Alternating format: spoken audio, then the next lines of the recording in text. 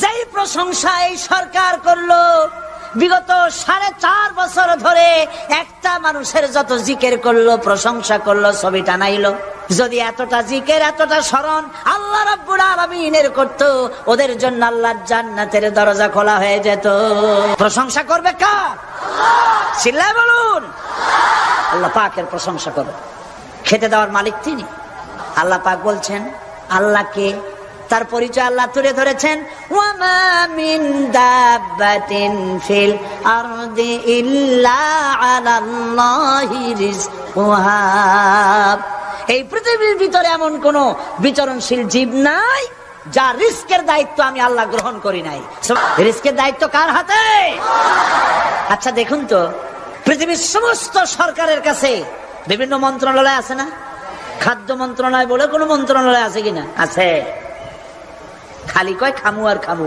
খাদ্য মন্ত্রণালয় আছে, থাকার পরেও মানুষ না খাইয়া মরে, ঠিক কিনা? এবার একটু তাকান তো, জ্ঞানের চক্ষু দিয়া তাকান। ফরেস্ট এরিয়া বাঘ আছে কিনা? নাই। সিংহ আছে কিনা?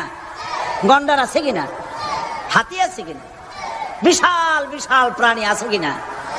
জঙ্গলে ছোট্ট প্রাণী থেকে পোকা থেকে শুরু করে গন্ডার পর্যন্ত, টুনটুনি পাখি দিয়ে শুরু করে ঈগল পাখি পর্যন্ত, নদীর ভিতরে ছোট্ট চুনু পুঁটি থেকে শুরু করে তিমি মাছ পর্যন্ত।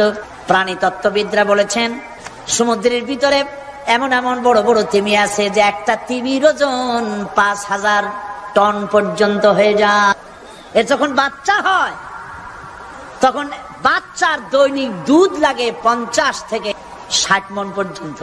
কে ব্যবস্থা করে? রুহান মান ফেরেশতা। তো ওর মা যেমন বাচ্চা তো সেরকম হবে।